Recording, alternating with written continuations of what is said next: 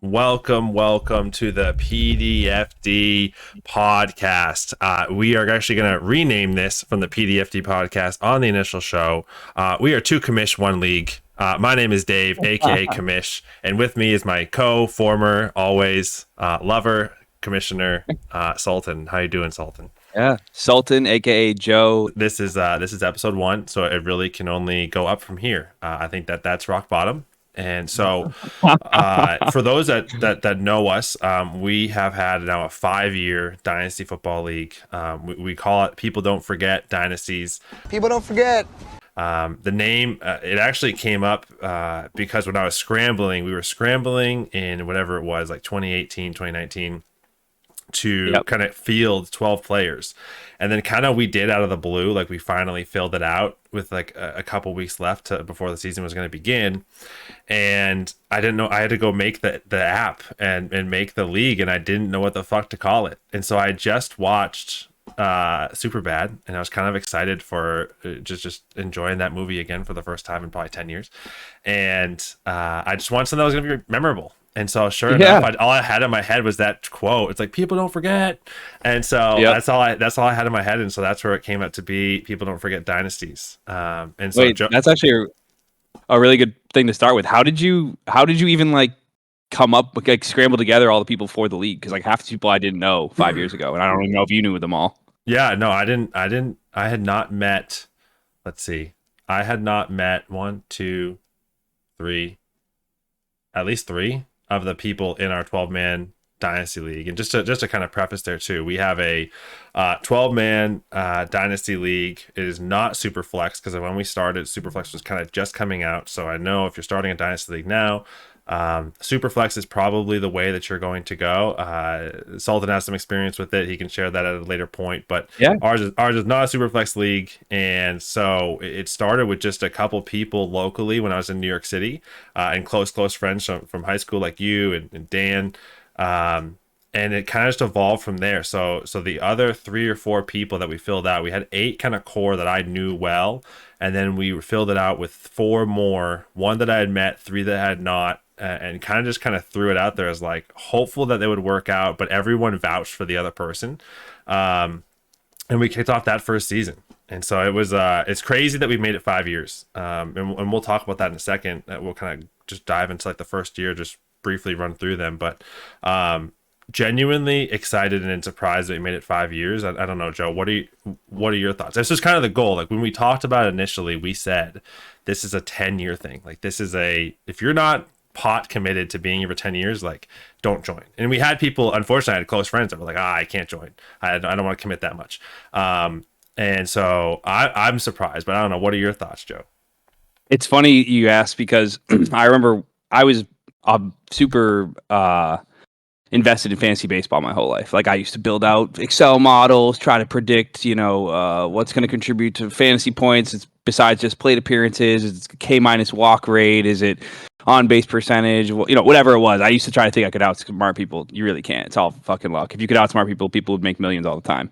But I remember when you asked, I was like, I hadn't even played fantasy football in maybe 2 or 3 years at the time. So I was so far removed from that environment. I remember being like, yeah, this sounds cool. It's like I have a keeper league. It sounds very similar in terms of the strategy of when your team's out for the season, you still have something to play for. So I was pretty excited. And I got to say, like, you did such a good job bringing those people together, because like I knew who Bohm was 5 years ago, but I didn't really know him. I knew who Brent was, but I didn't really like know him very well. I just knew he kicked my ass in beer pong once, so I fucking hated him. Still do. No. But like there was it's turned into like, these are some people I talk to more than a lot of my closest friends now. Maybe much to their chagrin, they probably get fucking annoyed by all my trade offers and all my sweet talking. I know the Beavers really like it though. Every day they wake up and they scroll through their good morning texts of their rosters, and they always shoot me a nice good morning Sults. So it's nice having all these new network of friends. And like you said, one, it's surprising that we've had a league for 5 years, because again, this is my first Dynasty League, so I don't know truthfully how it usually works, but from what I've seen, just kind of like perusing the internet, a lot of people don't have a group of 12 people to do a league with that they trust enough or that they're friendly enough with. So they have to join leagues with random people, which unfortunately those tend to fold after a year or two, or there's worries of collusion, or your team stinks after 2 years and you go, I don't have any commitment to these guys. I don't know them. I'm leaving. And not only have we had this league going strong for 5 years, but we've only lost one manager in 5 years, or I guess we lost a couple co-managers, but like that is probably the most incredible part about it is like you put together such a good group of guys in a good format. And I know that most dynasty nerds, experts, self included, would say that like we have some outdated format settings, like having kickers and defenses is like the biggest no in dynasty nowadays.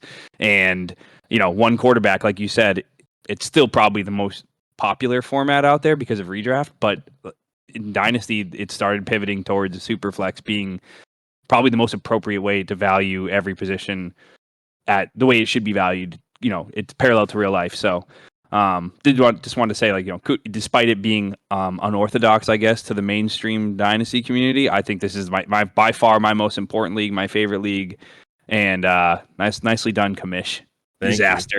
Thank you. Yeah. So on that, let's. So actually, I kind of going to take a pivot here. So let's actually just kind of dive into that a little bit. Like if you were starting a dynasty league and listening or considering, I think actually one of the most underrated pieces is how we started it. Some of the things that we did really right, and I was talking about some things we did right and some things we did wrong. A couple of things that I want to highlight that I think that we did really well at the beginning was. One, we really went after people that had a little bit of NFL fantasy football experience. We almost didn't have anyone that had dynasty experience. I don't think anyone actually in our league had dynasty football experience. So from a skill level, and again, this is 2019, so fantasy football's even gone more extreme where you have wives and girlfriends playing fantasy football and they kind of get it for a couple of years now.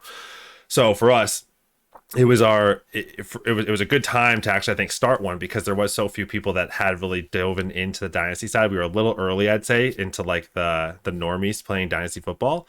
So one was finding people of appropriate skill level. So there wasn't like this huge thing of like, Joe, I know you and I would listen to podcasts, we read a lot about it. Like there's still people in our league that don't do that, but we all started at square one. Like other than maybe James, the Brit, maybe he was a little bit less skilled from a pure football side, but everyone else, everyone else, I think had a pretty good grasp at least of fantasy football, and that was kind of thing one.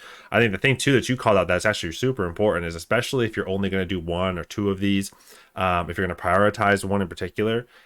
One, I think, is if you actually want to be good. Is probably the more caveat there. These are people you're going to talk to all the time and all year long. And, they're not maybe someone you're going to talk to every single day, but they're people you're going to talk to probably every week or every 2 weeks at some capacity, making a trade offer, talking about the league in a group chat setting, in a solo setting, in a call. Like it's just the way that the kind of networking of the league works. So I'd also say too, like try to get people that one can take jokes, two, kind of want to be participatory. We've had our fair share of people that have not, and so at times, and they've kind of ebbed and flowed, and that's okay. It's going to happen with life, but at the same time, if you can get people that can be consistent, I think in that, and taking a joke or handing a backlash back out, I think that's huge. And then the other thing I wanted to call out was I think that we were a little bit innovative on early on. Because I hear a lot of people now doing it, was paying forward. So we initially started where you had to pay your first full season and you had to immediately pay half of your next season. And we did that for a couple of reasons. But one, we have the taxi squad, which is just basically you have two, whatever number you want. We have 4 rookies and sophomores that we allow to stay on your roster that are not technically taking up a roster spot. So we have that portion that's kind of important in the future drafts, and you can trade future draft picks. So it was a motive that, okay, you can do whatever you want. We'll talk about maybe a way of changing some of those rules too, but it was really an incentive that we wanted you, okay, if you leave, hopefully the person that comes back in, when we did lose one manager, they didn't have to pay the full thing. And we made some other considerations. So, but those are a couple of things that I think that we did really well. I think that there's one thing I think that we didn't do well at the beginning. Man, the beginning feels like so long ago. 5 years is a long time. I don't even fucking know. I think I think honestly the biggest thing we didn't do is we just all were so bad. Like some trades look back now, or some actions. Like I dropped, and just so you know, hand up. Like I dropped AJ Brown in like the third week or fourth week of the first season that we ran. It was his rookie season, and I was like, this guy's trash. He was on the Titans, and I just dropped him. And obviously we now know AJ Brown is, you know, amazing. And so some of those things, again, you kind of look back on it, it's just like, holy shit, like we probably, well, not vetoed, but like maybe not allowed that some of those things to happen. But again, it's just kind of part of the learning process where we were all so consistent in kind of our knowledge that there really wasn't anyone taking huge advantage of those things. But what are some of the things you loved and maybe think we made a mistake on at the beginning? Yeah, the one thing you mentioned that I actually had never thought about before, but it makes somewhat, you know, as you said, it was like making a ton of sense to me, was the fact that we really started on mostly a level playing field. I would like to think I had a ton of experience with fantasy baseball, so I had with the keeper league that I had like this maybe an edge on how to think about your future a little bit more. I don't know. Then maybe someone who had never ever played a style of team where you keep anything on your team. So I had some sort of background, but I hadn't even been playing fantasy football the 2 or 3 years prior to us starting. So it was like I learned. I still remember when we first had our rookie draft. I remember telling you, Dave, the first 6 picks are the only 6 picks that matter. I was like, the rest of the rookie picks do not fucking matter at all. And I traded away. In hindsight, it looks bad. I ended up winning because of the trade, but it was still a bad trade. I traded away Amari Cooper, my first round pick in 2020, and some other role playing piece that was pretty good for Michael Thomas, who at the time was the best wide receiver in football. I went on to win the championship. Looks great. But now looking back, it's like Brent got, not only did he get a 25-year-old Amari Cooper, but he also got the 112, which turned into Michael Pittman at the time. And like I was sitting there going, though, who gives a shit about the guy, the 6th receiver of the draft? If you're not Ezekiel Elliott, if you're not Adrian Peterson, you don't matter. Like as a rookie, and I'm like, yeah, of course guys are going to come out. And it's just crazy seeing how our strategies have evolved. And, you know, I know that to me personally, I didn't even watch the NFL draft until even 2022. Like until I actually started going through a rebuild myself and I acquired draft picks, that's when I started being like, this is kind of exciting. This is kind of fun. Like I have a reason to pay attention to college football now. And I'm like, oh my God, the world of scouting and modeling and all this stuff about college players and how their draft capital matters and all this stuff about rookie picks and values. I'm like, what a strategy, world of strategy actually exists in this besides just, oh, I drafted my team and the best players win. Like it felt like, you know, it's cool to see how I think everybody's evolved as a manager and our league has evolved as a whole around trading. I'd like to think everybody's gotten a little bit sharper. Maybe not Max, but I mean, how much could you really expect out of Max? Yeah. I'm just kidding. Next. Okay. So what else? What else? Do you have something that you either? So I think we screwed up. Loved or didn't love. The thing we screwed up the most, and that was my fault, was when we first started just saying winner of the consolation bracket gets the 101, second place gets the 102.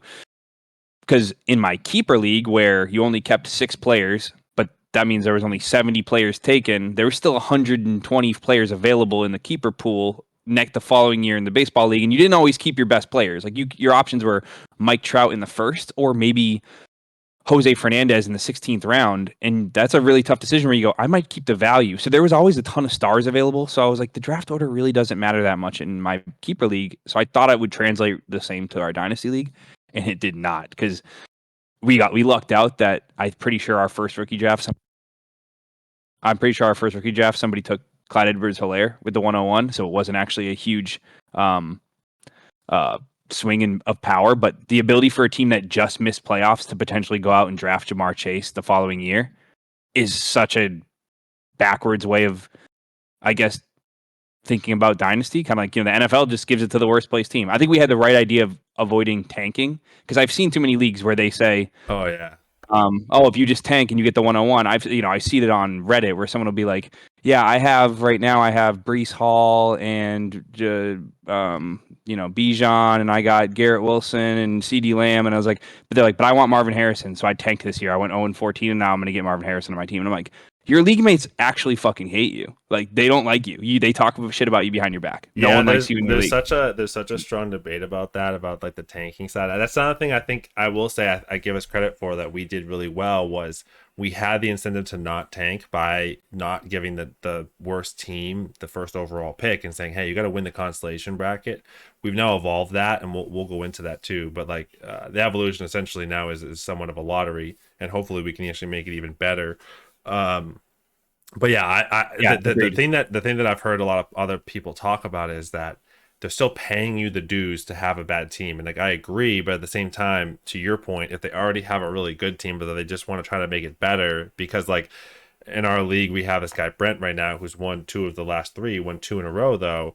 He's got quite a young team, but like his team's projecting to be good for 3 to 4 more years. If he tanked this season to go get another Marvin Harrison, etc., after winning 2 in a row, I mean, his team would be stacked for 4 to 5 or 6 years. So like, I totally agree, and I think that's a key piece to dive into. I think it's good that we're not all in this for profit. Like, I think if you're in a league where you're playing with strangers, or you're playing with a high stakes league with experts, or whatever you want to call it, where you're not doing it for the pure fun of it, you're doing a portfolio and you're playing in 30 fucking leagues, and you want to.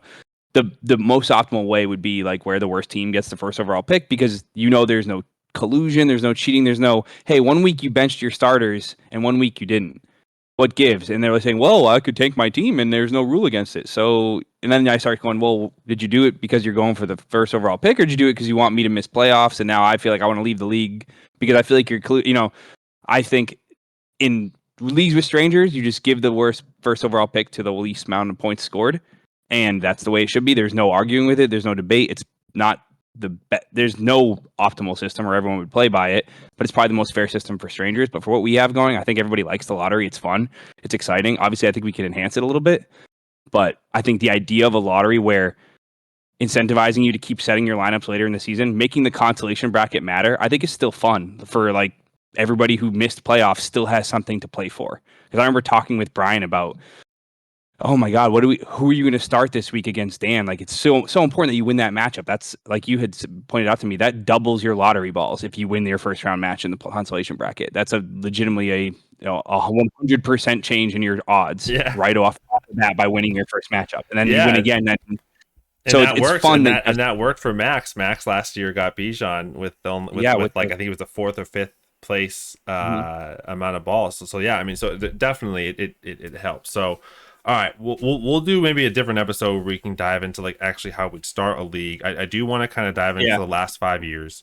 And so we mentioned that someone left. It was Matt. And so Matt was such a frustrating. What he was one of the one of the 4 kind of like not close friends, but I've met him a couple times.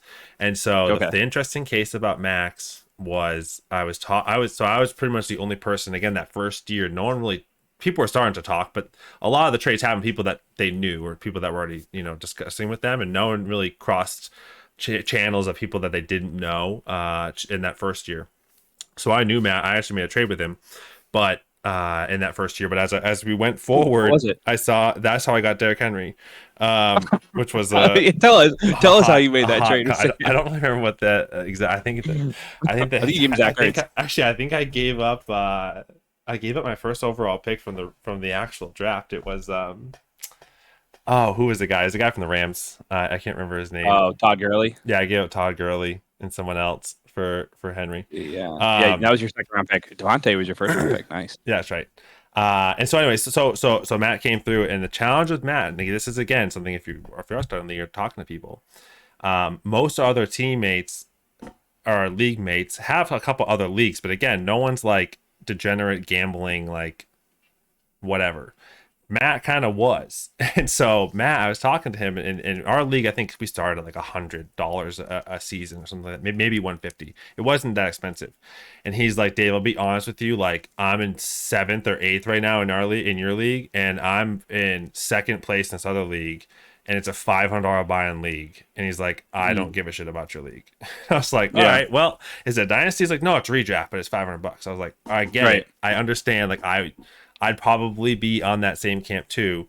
However, it was just not a good thing. So when we reached out in the off, so that's how that first season went. And he's like, but I'll still be around. I'm just not gonna try that hard this year. It's like fine.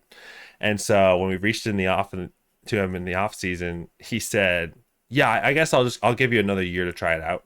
And I was like, nah, like we're not trying this out. Like it's not a try. It's either you're in or you're out. And he was just clearly not in. So we got rid of Matt. Shout out Matt, and we brought back in Brian, who's someone that I was very close with, and a lot of the league actually knew Brian in some capacity. So it was a really good fit synergy wise. But his team was garbage. Do you have it open? Do we want to share it with to show everybody what? I have it open if you want me to share. Just share like what his projected starting lineup was pre-rookie draft. So maybe how he ended the first season, if you have it. I don't want to screw up the draft, so I'm not going to actually share the screen. So the team he inherited, his starting quarterback was Kirk Cousins. Keep in mind, this is 2020. Some of these guys weren't as irrelevant as they're going to sound. Agree. Starting quarterback was Kirk Cousins. His running backs were Royce Freeman and Nyheim Hines. Scrolling through his bench, he didn't have a running back. His wide receiving core was Alshon Jeffrey, Will Fuller, and AJ Green. Which AJ Green was good at some point, like 15 years ago. He had Jamal Williams, who was on at the time? The Packers, I think. And Jared Cook was his tight end. Like legitimately not a single player on that starting line would have even been a top 10 round pick in a startup draft, I don't think. Right. He did have 2 2020 first round picks. I think he might have traded them away as soon as they took the team over. I can't remember if that was the picks he traded away or if he traded away futures. Oh, I don't remember either. Yeah, the Judy trade. The Philip Lindsay trade. Yeah, the Philip Lindsay trade. By the way, we're losing your video. We don't have Joe's video. It looks like you're a missing go. But we'll hopefully get you back. Is this better? Yep, you're back. You're kind of lagging out there, right, but we heard you okay. And so that was a really tough thing, and we allowed the first year compensatory pick. We allowed the first year extra fab. We also allowed once he acquired the team. So this is the other thing we allowed was pre-rookie draft. We allowed him to have no fab spend, go acquire anyone he wanted in free agency. So that there was anyone that like, hey, you should have just picked him up, or that we now know might be a little better. So we had a couple months advantage on everyone else, but like again, they weren't on a roster. He could go pick any of those guys up for free.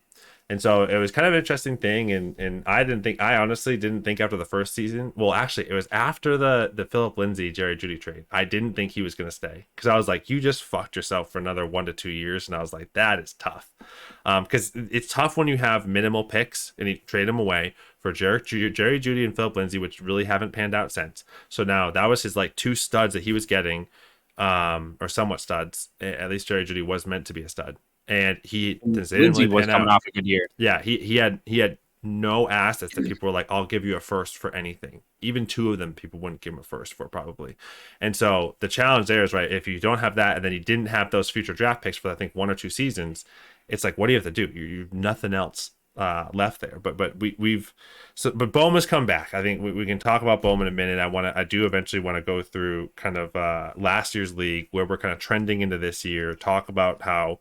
We'll kind of do a snapshot of like 5 years in, where's everyone's standings, maybe highlight 1 or 2 teams that we have some concerns or like some hype around. But Bohm has I think sufficiently turned it around. So the trade at the time I pulled up, I think he traded away his 2021 and 2022 firsts for Jerry Jeudy and Philip Lindsay. Who traded him to him? Matt? I think that was Max. Oh, really? Interesting. Yeah, and then Max turned around and flipped one of those first in a Julio Jones trade, if I recall. And then one to Dan in the Cooper Kupp trade for Kyle Pitts, and then Dan sent me that pick and ended up becoming Drake London. Yeah, my brain is like I'm like an autist. Hopefully don't cancel me. But so this brings up one of the things I did want to touch on before we move into this year is that's probably no disrespect, Brian, but probably the worst trade in league history. Can you think of some of the think back? What's the best trade you can remember? That it can involve you or it can't, because I think I can think of several that I would say are some of the best trades that you've made. And I'm just trying to think, it doesn't mean someone has to win the trade. It just means like the Yeah. pieces that were sent from both sides just made so much sense. I wish I'd actually done some more research on like which were the best trades ever. I have one in mind from last year's rookie draft that I think was a really good trade. That didn't really. Well, you bring that one first. Bring that one first. I thought the trade that Max and Matt Gilday made, or that the Kangaroos made with the Sasquatch, was probably one of the coolest trades. And I don't know why it just sticks out, but it was like Debo Samuel, Tony Pollard, and that might have just been them two for like the 110. Or Max may have sent Tony Pollard and something else for Debo Samuel and the 110. It was I just knew it just Tony made so much Pollard, sense. Tony Pollard in a 2023 first for Yep. Debo Samuel, a 2025 first, and a 2023 second. Gotcha. And I think that first ended up becoming Anthony Richardson. I think he traded up to. I think Matt Gilday traded up to get Richardson. And I just remember being like, "Wow, I never saw that trade coming," and it was so even, and the pieces were moving. Because when you see like a wide receiver plus a first for another wide receiver, it just makes sense. Or when you see Christian McCaffrey for 3 firsts, you're like, "Yep, that's one guy going all in. That's one guy tearing it down." Like those trades are like they're so easy to process. But the one when I saw the one, it was such a unique trade between two people who had been bitter rivals for so long in the league, and to see them come together in unison and join hands and touch tips like that, it was something great to see. It was spectacular. It really was like the pinnacle of, if I'm you, Dave, I'm like, these are my my two high school friend groups getting together and becoming best friends. My high school friend group and my college friend group. That's the kind of feeling I think, watching your kids grow up in front of you. Yeah, So that one was cool. I do think that from a recent trade standpoint, that was probably one of the more improved trade versions that we've had. I think probably the best things that I've seen in our league is there's two. That one was, well, actually both I technically was involved in, but the first one I'll address the one that you did with McCaffrey too. But I think the thing that I love the most about Dynasty, that I think is the most fascinating, especially having now done it for 5 years, is how so many big, at least and I think that I'll caveat that they were mostly running backs, right? We haven't seen like a ton of like alpha wide receivers traded. And I think that's partially because of where we started. The alpha wide receivers were older. They really haven't traded that much because the values kind of deteriorated. Some have, just because someone was trying to, win that late year and they wanted that backup or whatever. But for like no really young or kind of evolving studs have. We did see that a ton with running backs, which I thought was awesome because like these were consensus 1-1, 1-2s, 1-5s, 1-8s, and like a redraft league that are trading out. So the one of my favorite trade that I think I was a part of that was just so fun to put together was the Mahomes trade. Oh yeah, that's such a cool trade. I remember that. I don't remember the pieces, but so Mahomes, I have it pulled up. Saquon? I have it pulled up. So this was Okay. Give us the year. This was the second season. The season I ended up winning. Okay. Yep. I had Mahomes, and so I was jazzed. I have Mahomes. This is my dynasty quarterback forever. Saquon got hurt. The rest of my pieces were good, right? And so I had, I had a good look to kind of run forward for that season. That I was like, Saquon going down. I was like, I don't know how he's going to come back, but he was kind of my running back, and I was like, fuck, I'm kind of screwed. And so I traded away after Saquon tore his ACL. I traded away Mahomes, Barkley, Jerry Jeudy, and this is 2020. I did this.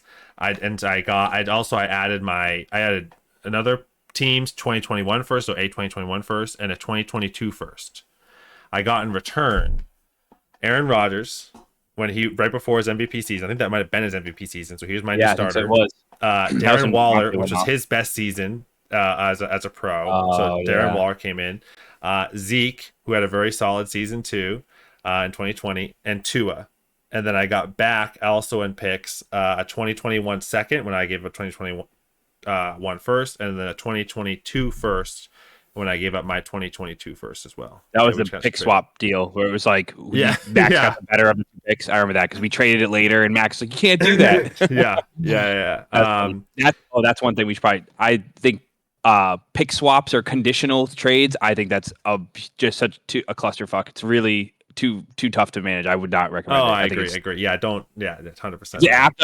If the app doesn't have a feature for it, I don't think you should have it as part of your league. Yeah, so I think that trade was probably the one that was most fun to put together. It's crazy to see how much your team will evolve. Like I think the only player still on my team that I drafted is Devontae Adams. I think everyone else has actually him and Terry McLaurin. Wait, that's a cool exercise. I wonder how many. We're not going to go through and do it. Probably should have done it No. before the episode. Is how many people you think are on that we drafted in startups are still on those same teams, or even in the league. But like, I know for a fact, I think mine is just Lamar and Amari Cooper in a roundabout way came back to me. Yeah. Yeah. You know, So, and then the other thing that I loved was McCaffrey's now been traded 3 times, which is funny that yeah. you've traded him twice. No, I've only traded him once, I think. No, you traded him. Well, I acquired him. You acquired him, then you away. trade him away. Yeah. Mm-hmm. So yeah, so I think just like that's really cool, and like it's been weird deals. Like it was kind of running back and tight end package with you and Dan. Then it was like Dan paid you. So Dan did like a relatively straightforward normal trade, which also had Kamara. Kamara was elite at that time. Russell Wilson. Oh, was that at trade time. was awesome. That was a really good trade in 2019. That was a really great trade, yeah. And then in 2021, he paid 3 firsts and 3 seconds for McCaffrey, which is just wild. Now, like looking back on it, that's wild. But again, like I guess like if you were to acquire Justin Jefferson in a 1 QB non super flex, 3 flex, or two flex league, you're probably paying 3 firsts for Justin Jefferson. So I guess it's not that outlandish. It's just at the time I was like, that's crazy. Especially if you don't know where they're going to be. Like you assume the person acquiring CMC or acquiring JJ is going to be good enough to where they should make playoffs at least once of those 3 years. So like if you're Brent, are you really going to take, if you're the Cyberkongs who've won twice and on the back of Justin Jefferson, are you really going to take the chance of a 108, a 110, and a 108 again for Justin Jefferson? Like what is Christian Watson, Sky Moore, and George Pickens? Like, I think it's good guys, but I agree, but I think it also kind of comes back to like what we saw last year when we made our rookie draft kind of unlimited time. Is it comes back to can you then trade up those picks, right? Because if you have 2 now and you have you have a good year, you have the 112 and the 110, can you go get the 15 or the 14? Which we normally hadn't seen. Going to a slow draft, I think, was a huge innovative thing that we did that I think, like you said, we started the league, I think, kind of ahead of the curve. And I think we kind of fell behind. Like, as Dynasty moved forward, we kind of kept doing the same things we had always done. And then we moved to a slow draft, and we went from 4 total trades of during our rookie drafts, the first 3 years we did it, to having, I think, like 19 trades done in our last year's rookie draft. Like, it was phenomenal. The level of activity, people were able to do research on the clock for the guys they wanted. Like, from what I saw, most people thought it was a good change, and I'm looking forward to this year's draft because I think there's gonna be some more activity. No, I totally agree. I think most people really enjoyed it, and myself included. The tough thing was we did that.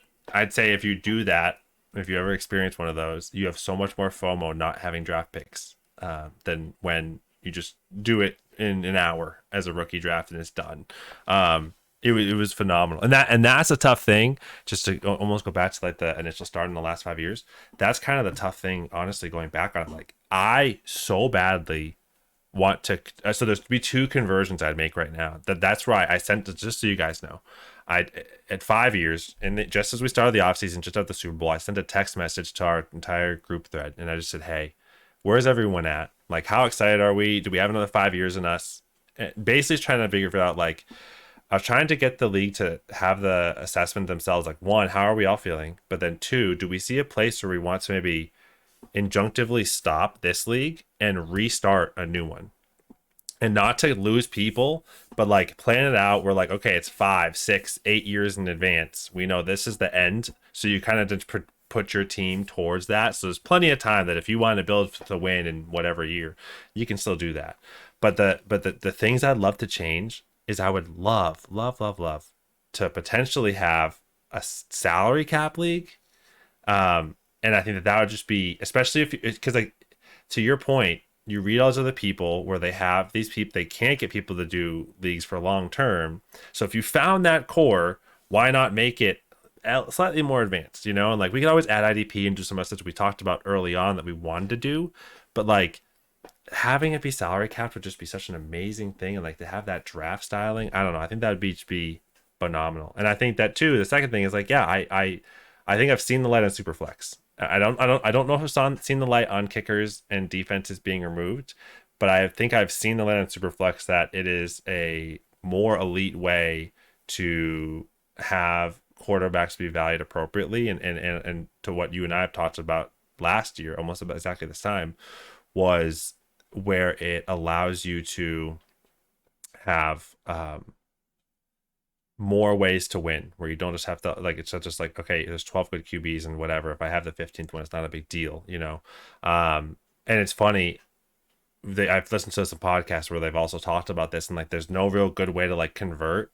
And I heard today they had a listener kind of chime in and say they had their league was going to switch. There's like an 8-year dynasty right now, and there's converting to Superflex.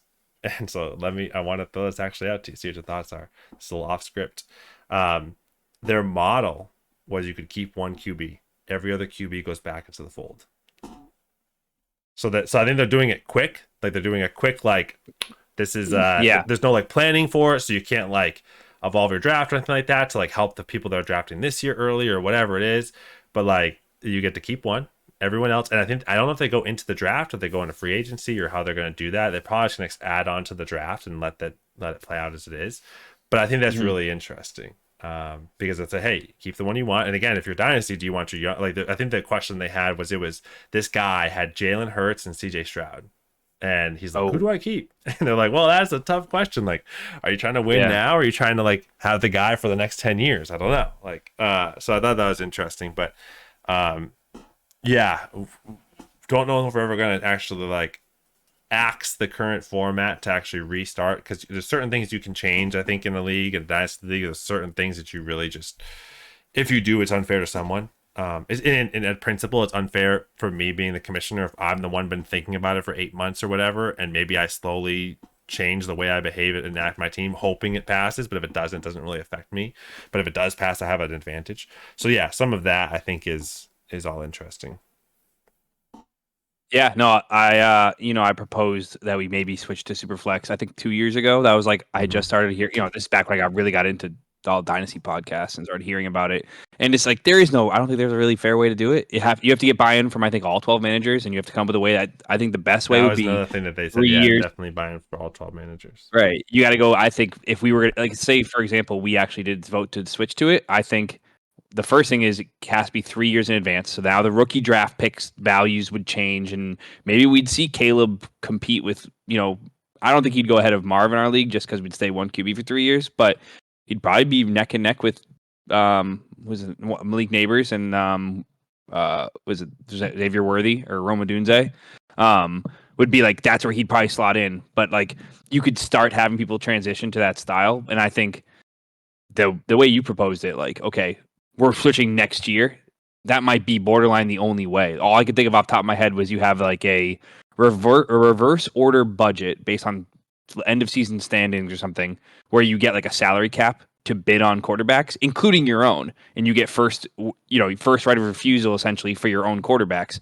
But if my budget as the previous champ is $300 and Lamar would cost maybe $290, so I wouldn't have enough to buy a second quarterback or something. I don't know how you would do it fairly, or maybe it would cost $200, whereas like maybe Dan would have $1,000, so he could buy Anthony Richardson back, he could buy Baker Mayfield, and he could buy Ryan Tannehill. I don't know, like there would be some equitable way of ensuring that the teams at the top didn't just were able to hoard their quarterbacks, but also gave the bottom team some kind of. That'd be the way I would do it. Since you said it, I'm throwing a curveball at you off script, but I'm glad we don't have to decide on that. Yeah, no, that's true. That's true. All right, so now we're gonna let's take a turn. Let's go into kind of the off-season vote, right? So for our dynasty, one thing I've loved, and we're trying to make it where we can have these in person, because I think again, like anytime you can bring a league together, it's just the best. And so unfortunately, I think that our in person is going to be after we're going to have this meeting. And so every year we have off-season voting, and we've had now. Well, this will be our fifth one, or actually this will be fifth one. Well, we've had first technically we had a first kickoff meeting. Back. That's true. And so we've had a lot of awesome pivots and changes and just cool adjustments, I think, to our league. But let's go into some things that I think that we want to that I want to kind of see for next season. This is kind of maybe more for the actual PDFD players, but I think it's relevant either way. So the first thing I want to experiment with is adding another taxi slot. And so again, taxi slots, you can adjust how long someone can be on taxi. You can adjust if it's going to be that you can move them in and out freely throughout the season. But essentially, you have your full roster slots. So maybe that roster takes up 30 players. Ours is a little bit less than that. But say it for easy math, the 30 players. You can then have these taxi players, which are only these younger guys. And they do not count against your 30. And so you can have one of those slots. You can have as many as you want. So for our specific league, we only allow rookies and sophomores, and we right now have 4 taxi slots. And to also let you know, we have 4 rounds of draft picks every year for just rookie/free agency drafts. And so, what I'd like to propose is to add another taxi slot so that rather than, and it's kind of in tandem because a rule came through last year about adding a flex spot, and then also net meant we added a roster spot that I was hoodwinked into, we'll put it that way, by Sultan. However, I think that this would be a nice consolidation of, rather than just having an extra slot, you have an extra taxi slot, but you net would decrease the roster size by 1. So they're kind of 2 different questions. And the first one is obviously, do you want to increase the taxi slot? And to me, I think it just allows us to have some more of those guys that we are cutting, especially in the last few days where we're slimming out. You're usually cutting these rookie guys, and perhaps some of these other people that were kind of picked up, like Kyron Williams last year was in our league, even in a Dynasty league, wasn't on a roster. Puka was. But I cut him.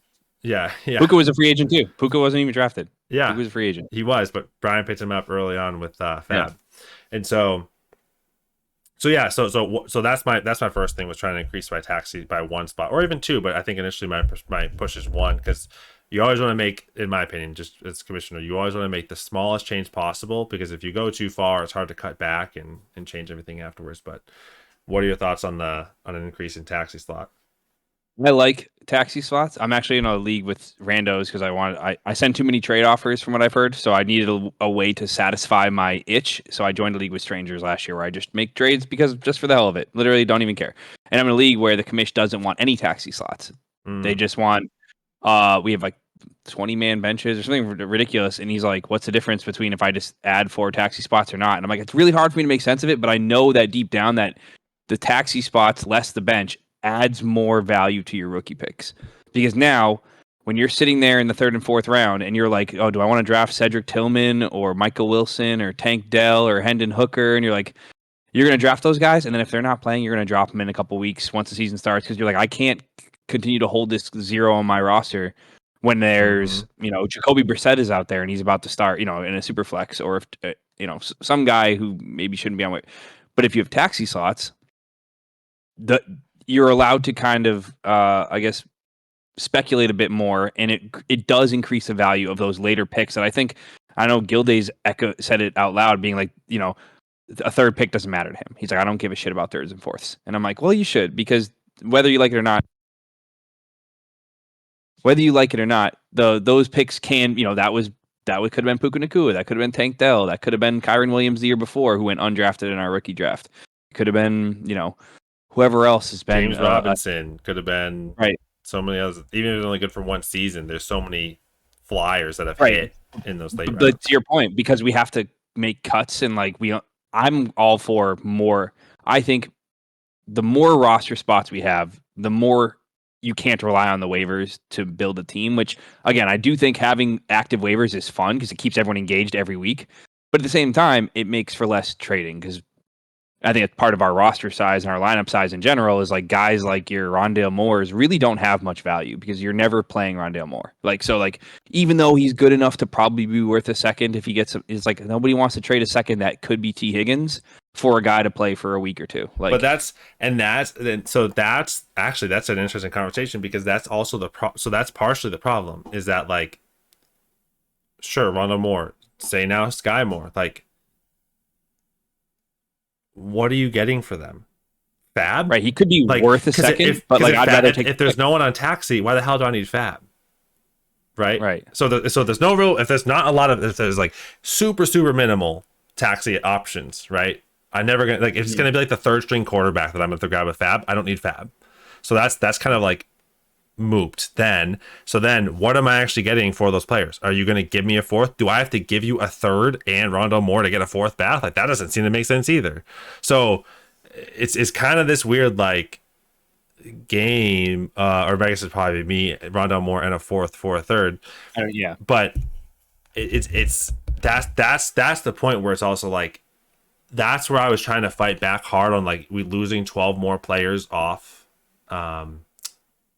waivers, was because you're just now just slimming that pot more, where I like the mix. I do wish we had slightly more trades, especially those mid-tier players. I just don't know what the value is. Like, I don't know. Yeah, I think we're almost too undervaluing the third and fourth picks, and also somewhat overvaluing them at the exact same time. Where it's like, oh, I don't want to trade him for a fourth because, like, who the fuck wants a fourth? I'd rather have the player I have now. And it's also like, oh, I want, okay, maybe I'll get a third. Like, no, the third's worth way too much, but I also don't give a shit about my third. Like, you're 100% right, dude. Last year during our rookie draft, from the 2.05 to the 3.01, I asked every single manager who had that pick if they would take Nico Collins straight up for that pick, because I wanted to draft Josh Downs. And every single manager told me to pound sand, yourself included. And you were like, I can't, out of principle, trade you a second for the guy that I dropped. That's also because I dropped Nico Collins because I didn't have a taxi spot for him. So yeah. And I remember being like this. I remember having to make the argument to people, being like, Nico's really good. I don't actually want to make this trade, but I loved Josh Downs as a prospect. And I was like, I'm not trying to dump you a bad player. I think Nico's going to be good. And if CJ Stroud is anything good at all, I think Nico's going to break out. But I really want Josh Downs. Please trade me your 211. And you guys were like, fuck you, Joe. We don't want your shitbag player. And I was like, well, now I'm going to have a wide receiver 9. Like, thanks a bunch. No, I mean, honestly, that won you the league. If you traded away Nico that year for that, or like whatever the pick was, I mean, you probably don't win. MVP. Yeah. Our MVP is either Nico or the Darian. CD's nuts. That was a good trade. That was, you were saying no elite quarterback wide receivers have ever been traded. That's probably the most elite. But that was Dan. Trade. Yeah, so it doesn't count. Trades with Dan don't count. No. Yeah, no, like that's Dan's actually the Jalen Waddle trade. That's actually a great one. It's not quite elite, but I will say I was so close to spending all my money on that. And and I'm so thankful I didn't, because I didn't. So basically, it's just a synopsis. Myself and another manager were clearly trying to win last year, pre-season, like pre-rookie draft. And so him and I both had 2 first-round picks offered to the manager that had Jalen Waddle. And he's like, I'm tanking. Like, I'm going to pack it in. I'm going to get all the assets, acquire assets, and I'm going to try to rebuild. Which is great. We love to see that.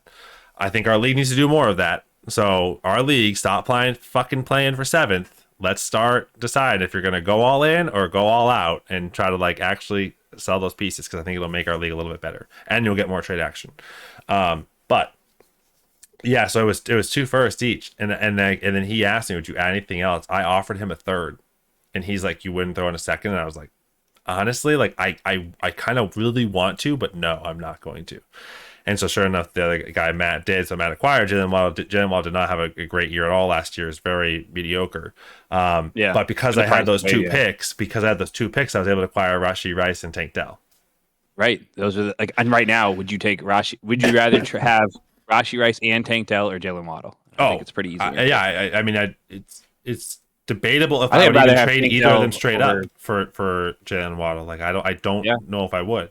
Because I like Tank Dell. I think Tank Dell's a fucking superstar. Yeah, I love Tank Dell. Rice, I'm not as convinced on, but Tank Dell, I think, is an absolute stud. Anyways, so that's my offseason proposal 1. Second is again small change. I think after we had a 2 leagues, 1 championship that Joe put together with his Superflex league and PDFD, and we tested tight end premium. And to me, I freaking loved it. Actually, it's tight end premium. Also layering in there, I'd love to add first downs. Like, I think a quarter of a point for first down just makes running backs. I think here's the thing. Here's my 2 cents that I've had in this just from being in that league is, if you're going to keep full PPR, you almost need to have some incentive of first down for running backs, because they're, especially running backs that aren't going to get all the catches, they're going to get a lot of these 3rd and 1s, 3rd and 2s, 3rd and 3s, that they're getting those first downs. That's their main priority. They're only going to get 4 yards. Why not give them points for that? And maybe it's only giving the first down points for running backs only instead of nothing for wide receivers. Since wide receivers, if you keep them at 1 point PPR, I think the net, again, if there was a change I would make out of the blue, starting a new league, I'd probably do half point PPR. I think it just is, to me, it's the nice, even threshold of what makes the most sense. Because it makes no sense for a running back to go run 9 yards versus a wide receiver catching out wide pass and losing a yard, and they're both worth 0.9 points or whatever it is. Like, it just makes zero sense. So, yeah. Anyways, that's kind of my little rant. But I still think I love tight end premium. I think tight end premium was awesome, and I would love to see how league adapted. I don't know exactly what my breakdown would be yet, so I have to probably put some more thought into that. But I loved it.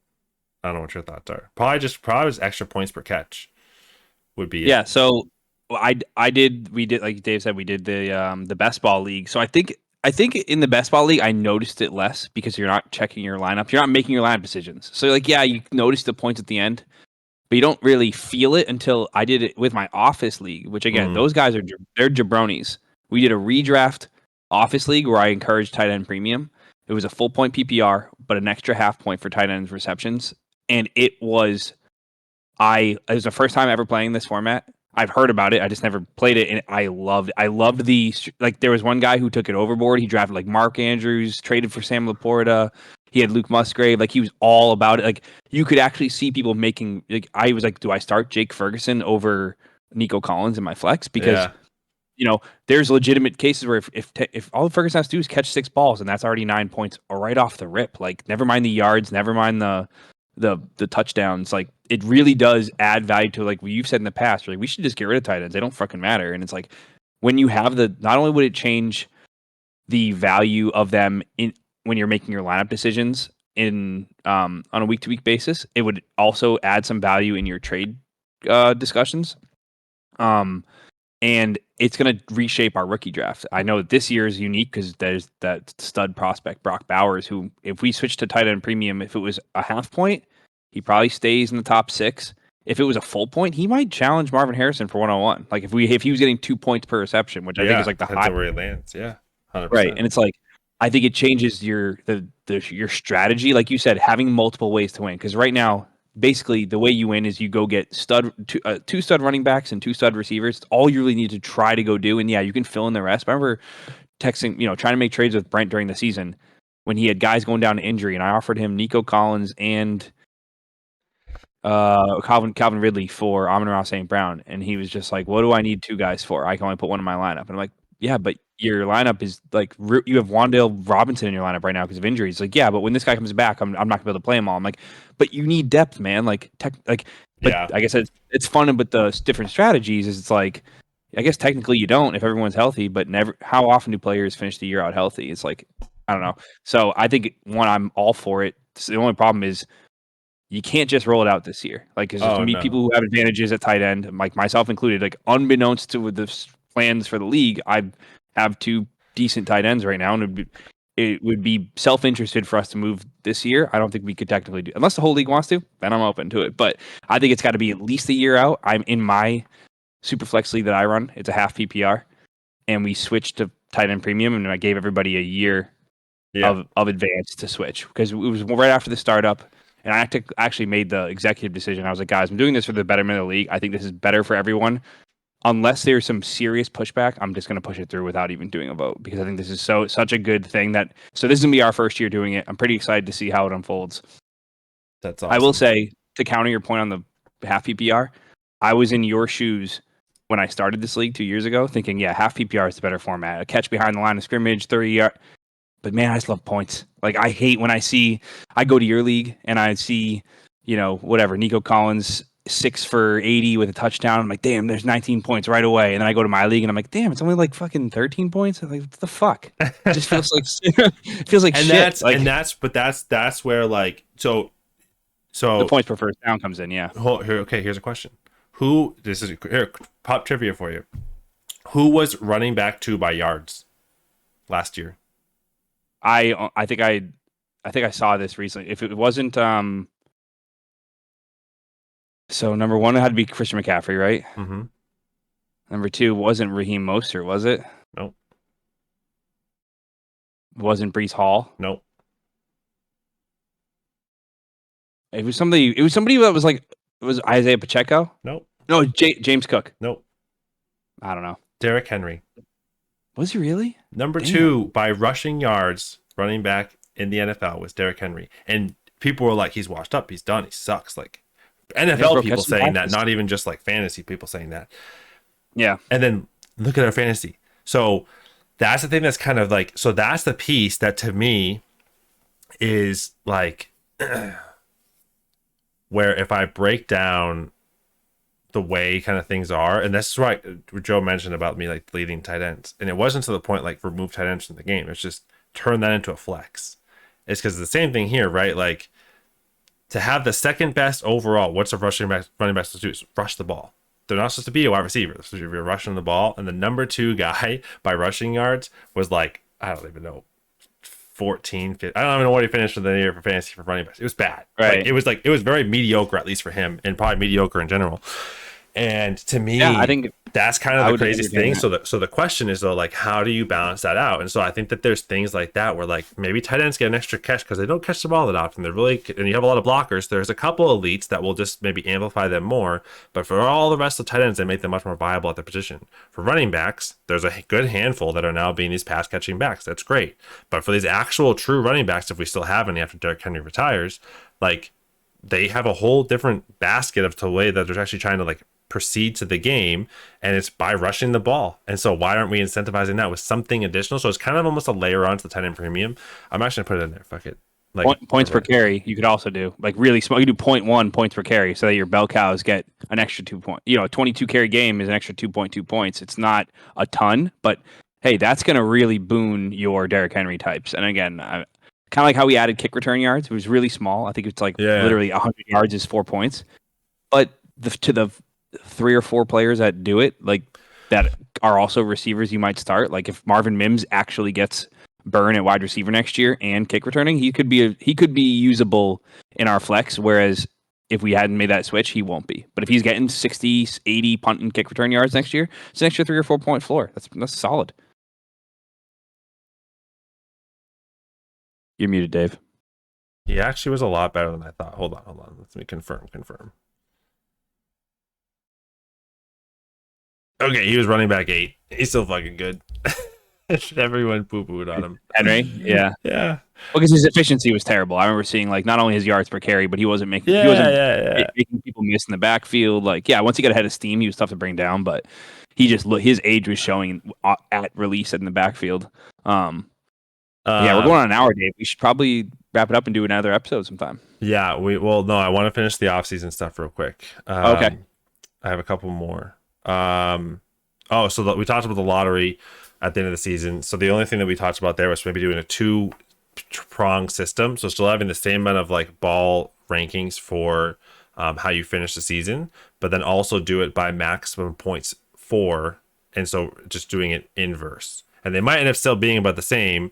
However, it just allows them to I think be more competitive. So I do really like that. I don't know why people would be necessarily against that, but the only reason I think unfortunately, I don't think we can make that change for 3 years because people have already traded their picks out to 2026 under the impression that, hey, this pick's going to be competing in the what's it called? Losers bracket. Yeah, in the consolation bracket. And like, then you can't go and say, well, now instead of that pick being potentially a middle of the pack potential contender in the consolation bracket, now we're going to mass points for, and it's like that's not fair. No, not all. So it's still only the bottom 6 teams. Right. Yeah, I know. Okay. Yeah, I just think I think it's a good change. I just think it's going to be like a 2027 change. I'm surprised you think that because you're not changing anything. It's still the same bottom 6 teams. It's just rather than like, it's just now if you're a good bottom team, you actually don't have quite as many benefits. But if you know your bottom 6, like it's still kind of the same. Yeah. Anyways, I know. Actually, in the league I run, and we do a similar thing. So I think 50 or 60% of our lottery balls are decided by at least max points for of the bottom 6 teams first, and then we have an additional 12 balls you can earn by coming in first, second, or third in the consolation bracket. So you have to win a consolation bracket game, even if you have a bye. You still have to win a game in the consolation bracket to earn more balls. But the team that comes dead last, by default, already has at worst a 25% chance at 1-on-1 because they'll have 6 of the or 22%. It's 6. We have 27 total balls, and they get 6 right off the rip. If they win a game, that's now 8, and it's it keeps people engaged in the consolation bracket, but still gives like the bottom teams at least a good chance. Unfortunately, the guy who came in last year got the 5th overall pick, so I feel bad about that. But the year prior, that guy got the 1-on-1. So yeah, luck comes around. I guess the other one that I think is interesting is for us. We need to. I wanna, and this is almost one of those ones where you just kind of said earlier about just changing it because you're the commissioner and you know what's right for the league. Is changing IR back to just IR, which would essentially just make it so people that are on IR and out could be there. Like you can actually just you can remove the out. I think out should be there personally, but it's also a question where like that would mean suspended players, and COVID doesn't really have it. NA players, DNR holdouts, and doubtful cannot go on IR. So it's just they have to be fully out. So it might be 1 week or truly on IR. And you can switch that right now, and no one would even notice. And then the other piece of that too, though, would be actually adding more IR spots, because now it's truly an IR. Like there shouldn't be a limit. Like, oh, I have only 2 IR spots, so I can't keep this guy because I have them all injured and I can't pick up someone else. Like, no, you should be able to. Like, I think you could do that too. 6 IR spots. Add 3 more. Yeah. I don't think you should. Just like in real life, there's no limit to the number of injured players that an organization has. They don't have to cut Derrick Henry when they're like, "Oh shit, we have 3 running backs hurt. I got to cut one." Like, right, but they have to be injured. They can't be doubtful. They can't be suspended. Yeah. They have to actually be out or on IR. Which I know the CyberKongs are begging you to retroactively enforce that rule. Yeah. All right, man. Well, hey, great first episode. Great chat. Dude, that was awesome. That was a lot of fun.